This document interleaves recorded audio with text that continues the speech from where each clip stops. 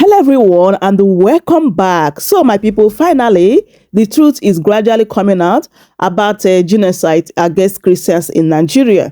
So can Christian Association of Nigeria and PFN, Pentecostal Fellowship of Nigeria, are now speaking loudly about genocide against Christians in Nigeria. Like this time around, they are not painting words, right? They are saying it as it is. And they stated it clearly, the reason why Fulani terrorists are buying Christians in Nigeria. And this one will really shock you. They really reviewed a lot of things about this ongoing Christian genocide in Nigeria. So the Christian Association of Nigeria, CAN, in the 19 northern states has affirmed that the killings of Christians in northern Nigeria amount to genocide, adding that the denial of Christian genocide is an injustice to victims and the faith community. And they're now begging Donald Trump to help them and also asked Tinubu's government to work with US to stop targeted killings. Take a listen and hear everything they discussed here. And also don't forget to subscribe if you haven't shared the video. Give it a like and leave your thoughts in the comment section. In the days since President Donald Trump issued an aggressive warning to Nigeria on Truth Social, the genocide against Christians rages on. Well, Truth Nigeria's Mike O'Day James is here with new heartbreaking details. So Mike, what's going on in Nigeria right now? Well, like you said, Raj, first of all, thanks for having me. Like you said, the genocide is still raging on, this time with higher intensity. I just came from the northeastern state of Taraba, and it's also a middle belt state. It is called Taraba. I went to certain towns like Wukari, Takum, Bani, and what I saw was carnage. Villages being taken over, people being killed. And who are those people killing, doing the killing? They are Fulani terrorists who are encamped around the Danjuma farms, who are encamped around the Kashimbila dams, and they are kidnapping, they are killing people, Christians. And I spoke to the Catholic Bishop of Wukari Diocese, that is Reverend Mark Megida Unzukwen, and he gave me this horrific figure. He said between 2019 to 2025, more than 230 Catholic churches have been completely erased. And he also gave me a figure that about 100,000 Catholics and 200,000 other church denominations have been rendered internally displaced. That means they are now refugees in their homes. Imagine, Raj, 300,000 Christians in Taraba rendered refugees, internally displaced. Over 230 churches erased, and the violence is still going on. You just posted an article on Truth Nigeria about something that's happened in the past couple days. Yeah, that's what I want. About when I went to Wukari, I went to places called Chachangi and Amadu. Imagine, immediately after Trump's threat or ultimatum to Nigeria, the Fulani militants have executed or have killed more than 20 persons. Reverend Father George Bako of the Holy Family Church, Takum, told me this. Reverend Titus Shemanian of another Catholic church in Ayetua in Benue, his church has been taken over completely, so he has been rendered an IDP and is living in Taraba State now. He told me that also, he just confirmed to me this morning that somebody else from his own parish has been killed. So if we are talking about 20 being killed, just this morning, one has been added. It's everyday bloodletting. The Fulanis are not letting up. They are not resting. They are just slashing. They are shooting. They are killing. And I have pictures, gory pictures, to back up these claims that these people are saying. It's not claims. These are realities. That is what is happening. You sent me some of those photos. I'm going to let my editor decide if we can show them or if we blur them out. But I've seen them. They're horrific. I have to send you these pictures because these days, the word genocide in Nigeria, because of Donald Trump's ultimatum to Nigeria is becoming questionable. They will start asking you, are you sure he's telling the truth? But the pictures on ground, pictures don't lie. It seems like this is Benue, this is Taraba, this is Plateau State. Yeah, It seems like it's not only not calming down, but expanding. yeah. Obviously, you have Boko Haram. That's a Taraba. It seems like almost everywhere in the Middle Yeah, Belt, yeah. it seems like this genocide is continuing. So, are the Fulani just completely ignoring Trump's threat? Well, that of Taraba has been a long something that has been going for a very long time, since 2015, 2019. The Fulanis have been gradually capturing villages. Reverend George Dogo of the Holy Family Cathedral told me that 201 villages, which is his parish supervises, have been completely captured by the Fulanis. Reverend Clement Nkelegia too told me the same. He said a lot of villages under his parish has been captured, and these are gradually. So, Mr. George of Equipping the Needy will say a death by 1,000. They come gradually, they push, they annex your land, they go further, they exterminate the people run and they go. Now I'll give you an example. Like the parish in Ayetua, the Catholic Church in Ayetua, about 3,000 of its members has fled from Benue, where the parish is, into Taraba. They are now refugees in Taraba, IDPs in Taraba, and the Fulani still chase them into Taraba. And Reverend Titus Shimanian just called me today and said one person from his parish has been killed. In fact, there is never a let up with my phone. Every now and then, phone call. It's either George Dogo or Reverend Kalegia or Reverend Shimanian. Now, Taraba has been an ongoing crisis that has been forgotten. People don't know. They were only concentrating on Benue, they're concentrating on Plateau and Southern Kaduna, but Taraba, 300,000 people, IDP, 20 killed in less than, just a few days ago. Mike, you've been asking, because we've been doing these videos, unfortunately, tragically, for a while now, of just atrocity after atrocity after atrocity, and you've been calling for the president to say something, to do something. He did, but it seems like the Nigerians, the Fulanis, I should say, folks that are targeting Christians, didn't heed his warning, aren't listening. Is that true? Yeah. They seems to be daring the president. And you know why? Because the Nigerian Mm. state is not taking firm action against them. Rather than the states telling Mr. President, telling Donald Trump, that's the American president, yes, we acknowledge that a crisis is going on. There are killings of Christians. There is genocide. There is genocide against the Christians, and this is what we are going to do. I expect the Nigerian president to tell Mr. Trump that, look, this genocide did not start from me. I did not originate this. And this is what I'm going to do to stop it. I need your help. But they are living in denial.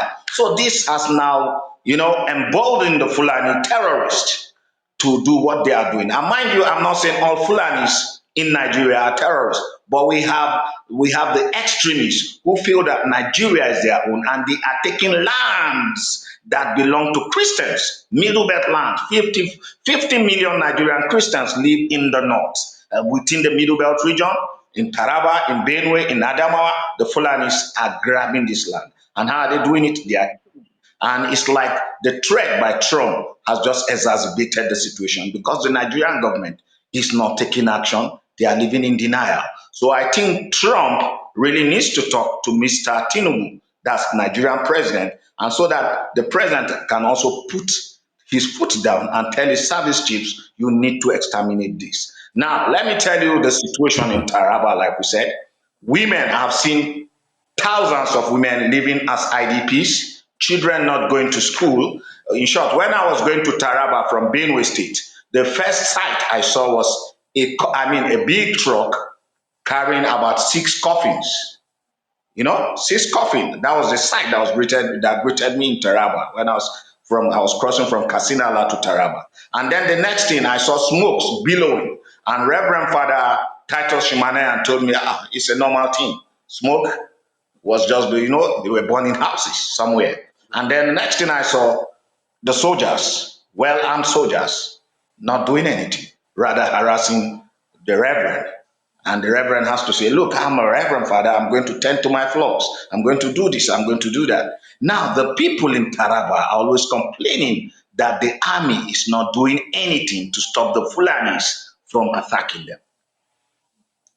This has all the reverend fathers that I've spoken to, all the clergymen that I've spoken to, said the military is not doing enough, or they just simply refuse to do anything to stop the Fulanis. I have videos. If I was sitting down, you see people carrying loads on their head, running here. I have a whole lot of. I just got tired. I left there just a few days ago, and it's still continuing. Mind you, I will have to tell you also that equipping the persecuted, owned by George Saul, when I sent this kind of videos I sent to you, he said, okay, Mike, do an on-spot assessment and tell me, what do these people need? And I asked the reverends, and they said, well, they need food. I asked the people, and they need food. And so he said, okay, can you get them rice or anything? I said, yeah. So we bought them 20 bags of rice in one parish, then went to another parish, we bought 5 bags of rice, bought them, and then the people said, all right, they need money for Medicare. Then he said, well, Mike, equipping the persecuted will also send money. So he sent send some amount of money, and then for Medicare for those IDPs. That is what equipping the persecuted did within the week. So I'm going to show you the pictures too. But the situation in Taraba is very dire. These people are some of these IDPs I'm talking about. They are sleeping in classrooms with sometimes no windows, no ceiling, nothing. And so thank God it's not the rainy season. If not, they would have been sleeping in the rain. But then this is a Hamatan period. It's going to be very cold. So I told Mr. George that these people will be needing blankets, they'll be needing other things. Taraba is in southern Taraba, particularly Wukari and Takum are in distress. The Fulanis have encapsulated that place. Well, Mike, thank you. Thank you for sharing the truth. Thank you for speaking out on behalf of those who can't speak. The interviews, the videos that we do with you are invaluable to hopefully make international change. But as for now, Mike, God bless you, and thanks again, my brother. We have Bishop Wale Oki, who is the president of the Pentecostal Fellowship of Nigeria. He joins us right here in our Lagos studio. We also have joining us virtually from Jos, Plateau State, Reverend Gideon Paramalam. He's the president, Gideon and Fumi Malam Peace Foundation. Good morning, Bishop, and thank you for coming on the program. Good morning. Thank you very much. And Reverend, I believe you're with us already. Reverend Gideon Paramalam, thank you for joining us on the program. Yes, thank you very much. Yes, indeed. Good morning. So let's start right here in our Lagos studio. Bishop, you have spoken in other, medium, and you've submitted that indeed there is a Christian genocide in Nigeria.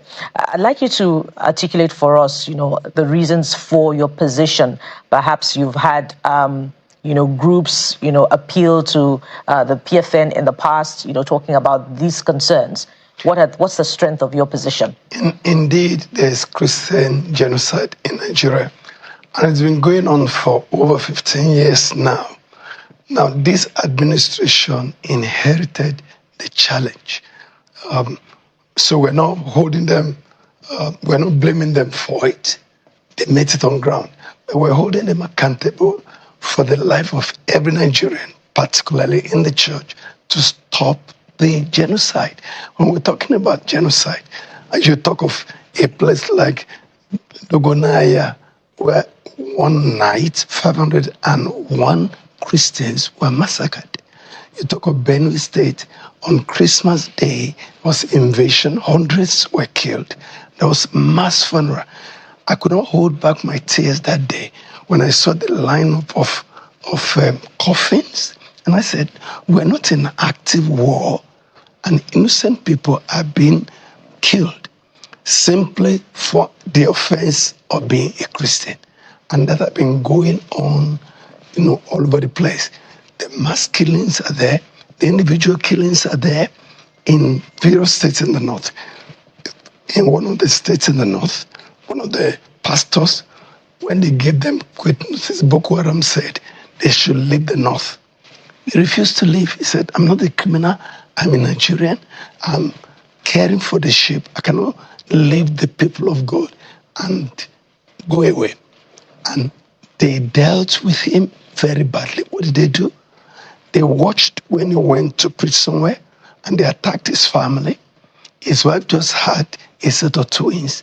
Before the eyes of this woman, they slaughtered the 2 children like ram. The woman went really crazy. And the church had to do something over a period of time to rehabilitate her. That had been going on. What about Leah Sharibu? I mean, where is she? What about the Chibok girls? Everybody knows that the Chibok community is a predominantly been going on like that in Plateau, in Taraba, in Kaduna South, in Benue State, and it's going on unabated. In fact, since Donald Trump spoke about this thing, killings are still going on in Benue State. Now, we want the killings to stop. And if it is going to stop, we've got to be truthful about it. Jesus Christ said in John 8:32, the truth shall make you free. If we try to play politics with this matter, we will not get to the bottom of it. Let's identify it as what it is, genocide. Let the government take responsibility to do something about it. And we have it on record that specialists in security matters, even commissioned by the government, have submitted reports to past administration on this matter, and they refuse to act on it. We want Asorok to stand up, Mr. President, to act on it. Mr. President is responsible for the life of every Nigerian, Christians, Muslims, whosoever they may be. And we are saying there is Christian genocide, and Mr. President should not deny it, should identify it. Take, for example, if South Africa in those days did not recognize that there was apartheid, apartheid would still be going on today. But because they identified it and they found a way out, and Mandela was so magnanimous, he didn't seek revenge. The church in Nigeria were not seeking revenge. No, but we want it to stop. We want the killings to stop. Whether individual killing, what about Deborah in Sokoto that was lynched while people are shouting Allahu Akbar and they burned her to death? All those things are going on. We want it to stop. That is the stand of the church. Not revenge, but an end to the mindless killings of Christians, both in mass and individually. Now, you did say that reports had been submitted to government in the past. I'd like to follow up on that, but let's quickly expand the conversation and take it to Reverend Paramalam. The same question to you, but let me just put it in proper context now, this time around. Sometimes, or most of the time, when the issue of religious debate comes up, Nigeria is often misrepresented as Muslim North and Christian South, whereas we have both Muslims and Christians in the North. So amid these killings, is it possible that the understanding that Christians are targeted is just circumstantial, bearing in mind that Christians and Muslims sometimes dwell in the same communities in the North? Reverend Paramalam, that's for you. Yes, thank you very much. I'm glad to be with you. I think that wrong narratives has a way of encouraging impunity. The North is not all Muslim. There are significant Christians, leading Christian voices who live in the North. And when I mean Christians, Christians are all over the North, whether it is Sokoto, Kano, Jigawa, Kaduna, Borno, several there are Christian communities. But what we have seen in the north central region and the middle belt parts of Nigeria in the north is that the killings have been selected and targeted. No doubt Muslims are being killed in northwestern Nigeria, but Christians are also being killed in places like Katsina, Zamfara, and the rest of them. Now, what you have in the middle belt is targeted killings. I live here. I visit those places. I'm also involved in peace work. So I interact with all the stakeholders. You go to certain communities in Plateau, you would discover that Christian communities, most of the attacks and killings take place there. You go to Benue, it's the same scenario. Then you also have some Muslim settlements, Fulani settlements, but you don't have those mass amount or level of attacks in those places. So are Christians targeted? Yes. Have these targeted attacks been sustained? Yes. Let me give you an example.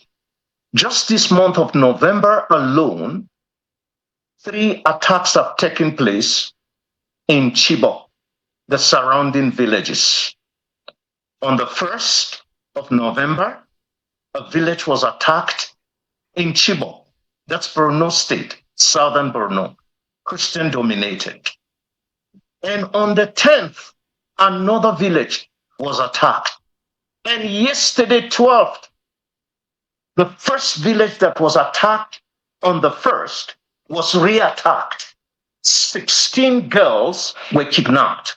Churches burned. Shops burned. Properties belonging to Christians burned. So are we talking about a distant occurrences taking place? No. It's something that's just taking place now. As late or as soon as yesterday, 12th. So that's the pattern. That's what we have. So it would not be correct to give the impression that we've listened to those arguments and the federal government knows better. The security people also know better. We are not saying that Muslims are not being killed, but I have always maintained that the fact that Muslims are killed, and we extend our sympathies to those families of Muslims that have lost their loved ones. But how does it in any way deny the targeted killings and attacks of Christians? 1. How does it deny the fact that Christians are persecuted? 3. How does it even deny the story of the genocide? We shouldn't be having these conversations on whether there is genocide or persecution against Christians or none. It is real. It is happening. I think that what needs to be done, and we need to join our hands and our hearts together, is for the government to actually work and act to stop this killing, particularly in North Central, in Borno, and also in other places like the Northwest. It's concerted actions to end those killings. I think that's what we should be arguing and pushing for, and not whether there is genocide or persecution or not. It is real from the examples that I've just given. And I've given those examples of Chibok, so we know that it's not just Chibok. What about Plateau State? Just last Friday, 12 people were killed. What about Benue? People were killed. What about Southern Kaduna? People were killed. So that's ongoing. This even in the midst of the debate. I think that as Nigerians, we need to seize the opportunity. We need to seize this moment. It's not about President Trump of America. It's about Nigerians. We can solve this problem internally if we choose to be honest, stand up, and have the political will to work together. And I mean we work together, both Christians and Muslims.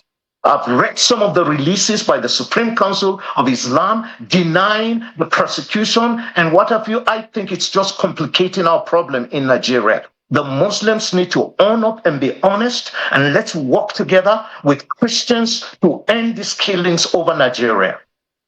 Over Nigerians, rather. All right. Bishop, you mentioned the fact that there were even reports, which is the question Bukola was building on. Maybe if it's something you can share, what those reports are. And why do you feel that there is a sense of denial? I don't think the government is denying that there are killings. I think the government only is denying of a genocide. Why do you think that is? Denying that there is genocide is not honest or sincere enough. It's being political. And we shouldn't be political with the blood of Nigerians. When lives are involved, we should deal with the truth. Now, when there was mass burial in Benue State, it was in the glare of the whole world. The media were there, local media, national media, it's all over the place. Now, reports have been submitted again and again, and I'm not going to go into details on that because they are security reports. On the tables of Mr. President, like we said, not this administration that caused it. When it started over 15 years ago, President Bola Ahmed Tinubu was not the president now, but he has inherited both the asset and the liability of Assault Villa. The liability, one of the major liabilities, is that there's targeted Christian killing, like my brother just said. There's genocide, it's in public glare. And the president should rise up and deal with it. Now, for us in the Christian community, we're not asking Donald Trump to come and invade Nigeria. That may make a bad situation worse. But we want to seize the president to seize this opportunity as an occasion to rise up and be very decisive in dealing with this matter. But denying that there is genocide does not win the trust of the Christian community that are at the receiving end. The government needs to win the trust of the church by agreeing that indeed there are genocide. Look at the report that have been submitted to you in the past and then act on it. Use the occasion of Donald Trump blowing the trumpet to pick the matter up and deal with it decisively. Assault Villa cannot deny that. So they have it on their table. Bishop, so when you say action needed, I've heard a lot about the needed action. You're the leader, one of the leaders of the church, you're one of the patriarchs alive now. What is the action that do you think the government can take right now under this moment when there's serious attention that can rebuild the confidence and satisfy the Christian community to say, okay, government cares? First is to identify the problem correctly.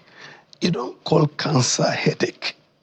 No, you call it by its name.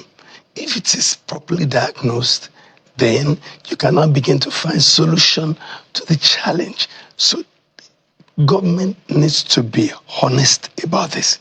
And number two, government needs to reach out to the Christian community that we are hurting.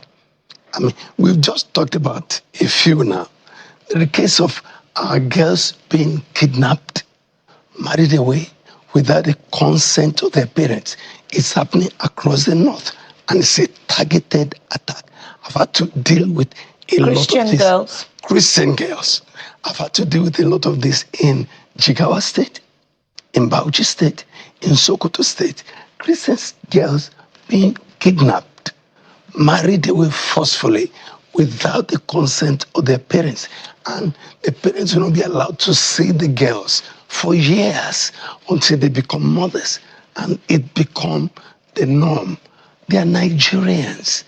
Their only offense is that they are Christians. And this should stop. And in diagnosing it, Bishop, and yes. I'm going to take this also to Reverend Gideon, in diagnosing it, why are Christians targeted? And this is not discountenancing that Muslims are also being killed. Definitely. Why are Christians targeted? Now, we do not deny that Muslims are being killed. But you see, it is the Islamic sect called Boko Haram and ISWAP that are behind this thing, and they have an agenda. Their agenda is to impose Sharia as the governing system of Nigeria. And a couple of years ago, they issued a quick notice to all Christians in the north that they should move out of the north. A couple of days ago? Years ago, I think it was 2010. And the government did not react. It was a public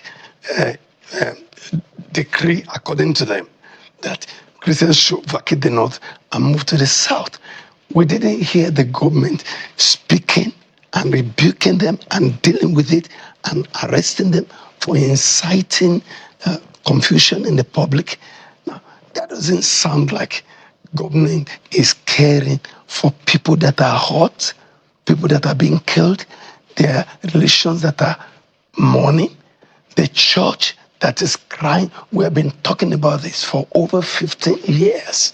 We've presented data, we presented reports, and it doesn't look like the government is identifying with us enough in the north to work with the church to stop the killings. We want the killings to stop. Now, if the government reaches out, I've heard you mention diplomatic, consultation and all of that. Let our government ask for the help of American government in terms of sharing intelligence, in terms of requesting for weapons, in terms of requesting for jets that they can use to deal with the people. Now, if Nigerian government had been able to resolve the problem, we'll have resolved it. The matter has been lingering for over 15 years. If for 15 years it is still going, like Brother Paramalam said, Dr. Malam said, even yesterday, 1st of November, 12th of November, killings are still going on. The government have not been able to deal with it for over 15 years. Ask for help from international partners that have the capability, the intelligence network to help us. And let them come and help us. To Reverend Paramalam, you are involved in peace work, and over the years, help us understand why Christians are targeted or the thinking of the aggressor. Okay, thank you again, and I totally endorse what Bishop Wale Oke, our president, has shared. But let me just quickly say this. Christians are targeted because of the undeclared policy of Islamizing Nigeria. It's not that Muslims don't want Christians to live in Nigeria, but they want Christians to be subjugated to the absolute control of Islam. The introduction of Sharia points to that. Nobody is saying don't practice Sharia. You cannot impose Sharia on Christian communities and Christians who live in those places. I'm involved also in direct advocacy. I can tell a vivid graphic story of what happened to Deborah Samuel, the build-up and how she was burnt alive. Why was that so? How could Deborah Samuel be burnt alive in the security guard post of a tertiary institution in Nigeria, and it took hours before it happened? How do you subject a Christian girl, promising Christian girl, to Islamic laws under trumped up charges of blasphemy? Simple. She was lynched. That's one story of what several Christians suffer. So, why is that so? When you study the Constitution of Nigeria, please, and I want to challenge that we engage this debate openly. How many times has Sharia been mentioned? Is Sharia mentioned in our Constitution? How many times is Muslim mentioned in our constitution? Grand Cardis and the rest of it. Go back and look at that constitution of 1999. How many times did they make reference to Christians, church, reverence, and the rest of it? So it's Nigeria an Islamic state? The answer is no. But it's Nigeria indirectly imposing Islam on the rest of us? The answer is yes. Go to Christians who live in the far north. They will tell you their stories. Their jobs are not guaranteed. Their jobs are only guaranteed based on the goodwill that they receive from their Muslim leaders.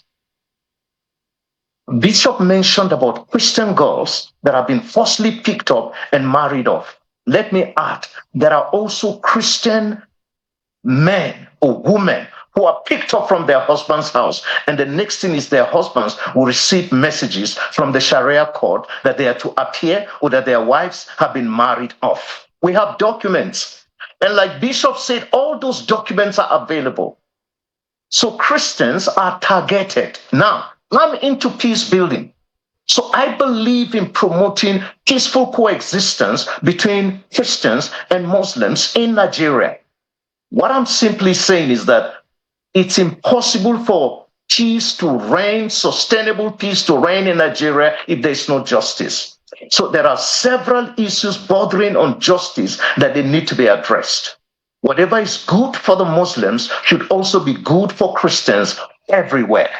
Now, Christians actually do not get certificate of occupancy to build churches, or even when they build those churches, they don't get it. So their churches, in some places, in the Northwest in particular, they're basically rented. They are the will and caprices of the government. All right. Can something be done to change that? There's even a much more trickier issue, which is indigenship, that has also been at the part of triggering some of the attacks that you see in North Central Nigeria. So a Christian can live in Sokoto for as many years as they can live there, but they do not have the right to become indigents of Sokoto State. All right. But a Muslim can come into Plateau State and live for a number of years. The same thing in Southern Kaduna, the same pattern, the same thing in Benue. They have the right to ask for funds to be indigents. These are issues that come up in conversations. These conversations. So you hear them out. So you can see the injustice that is reigning. And before you realize that, it becomes a trigger and people are attacked and killed. But much more importantly is in Plateau State, Southern Kaduna State. It's not just that Christian communities are targeted and attacked, but some of those Christian communities, all the Christians have been chased out from their communities. All right. Some of those villages have been occupied. Let's begin and some of those places are being renamed. All right. Let's begin to take last words now. Bishop, the U.S. is proposing military invasion, but the federal government is saying we've begun diplomatic engagements. How satisfactory is the position of the federal government about this, conversations? Now, whatever needs to be done should be done to stop the killings. The life of every Nigerian is precious, and the targeted attack against the church should stop. If the president wants to ask for intelligence sharing, training in counterterrorism, or wherever they know that America has expertise, let them ask for it. For us, we do not want an invasion of America, invasion of Nigeria. We do not want it. We want Donald Trump to cooperate and work with our president and to hold our president accountable for stopping this targeted killing and kidnapping of our members. That's what we want. We don't want revenge, like I said, but we want an end to killings. We want every Nigerian, whether Muslims or Christians, to be able to live freely, walk freely, practice their religion freely, anywhere. All right, Malam, 60 seconds as well. Bishop says the PFN doesn't want an invasion. What's the position of Christians in the north? Christians in the north, yeah, very honestly, would like to see a complete end to these killings and the targeting of Christians for genocidal killing. We want to see an end to it. And I would also say that Donald Trump would have no business coming to Nigeria if Nigeria gets their acts together. So our president needs to work. It's not the narratives that will end the killings. It is proper action that will end the killings. And the federal government needs to work together with credible Christian leaders and Muslims to see these killings come to an end. All right. We must thank you very much, gentlemen. This has been by far a very productive conversation. Reverend. So Nigerians reacted concerning what Christian Association of Nigeria said today, that killings of Christians in the northern part of Nigeria amount to genocide. So this person said, at this point, denying genocide is denying the obvious. The more the international community will believe it actually happened. Now is not the time for denial, but finding solution, which the government isn't after, unfortunately. And this person said, that is a heavy and important statement. It shows how serious the situation has become if Khan is officially calling it genocide. Their stance might put more pressure on the government and international bodies to acknowledge and act on it. It is tragic that it is taking too long for such acknowledgement, justice, and protection for those communities are long overdue.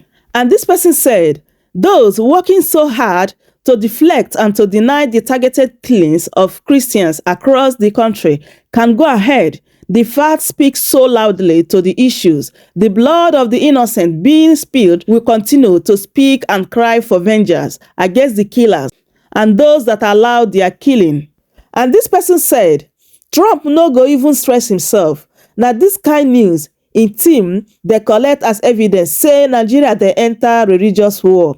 And all the global light where Dan Lebuala don't do, it don't amount to nothing. Because once international media begin use matter like this as a reference point, now so then go conclude say Nigeria government no fit protect anybody. When people they die finish and the government they do deny, now waiting foreign powers they use take justify any action where they want to. So my people, that is it. Like Nigerians are reacting massively concerning what Khan said today, that yes, it is genocide, right? And then people are saying that why are they speaking up right now? Because at the beginning they were saying that it is not genocide, it's this and that. But thank God that now they are speaking up. Anyway, I say make I bring this update to you guys. I don't know what you think, which I believe that US and Donald Trump, they are seeing all this. It is time for them to act, because waiting for Nigeria government to stop insecurity in Nigeria is not going to work. Like it's not going to work. If truly that America want to help Nigerians, this is time for them to do that. So I don't know what you think. I would love you guys to leave your thoughts in the comment section as always. Subscribe for more updates. Like the video, share it as well. Thank you so much everyone for watching, and I will see you guys in my next update. Goodbye for now. Welcome to Genøcide TV.